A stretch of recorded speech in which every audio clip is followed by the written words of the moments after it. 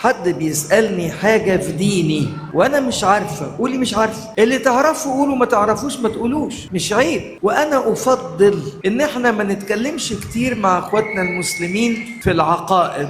أفضل هذا. ليه بقى؟ أنت ما تعرفش العقيدة كويس، سواء في المسيحية ولا في الإسلام.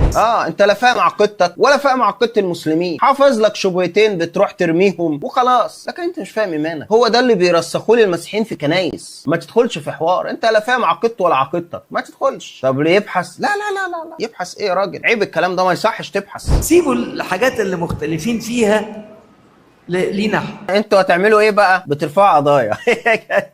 الله العظيم مشكله. يعني انتوا بتعملوا ايه؟ سيبها لينا احنا. تمام، هتعملوا ايه يا فندم؟ لا هنحبسه، نرفع عليه قضيه ولا حاجه. سيبوا الحاجات اللي مختلفين فيها لينا احنا. لينا احنا هنتصرف معاهم، هنقدم بلاغات ضدهم عشان نسكتهم. طب لو انت قصدك حوار يا انبا يؤنس، انا عادي على فكره، ممكن اجيب رقمك ونتواصل وتشوف بقى ايه رايك. ما تطلع ترد يا انبا يؤنس، ولا انت مش فالح الا في الحمامه اللي بتبقى فوق راسك بس، ولا ايه؟ خلي الحمامه ترد يا فندم.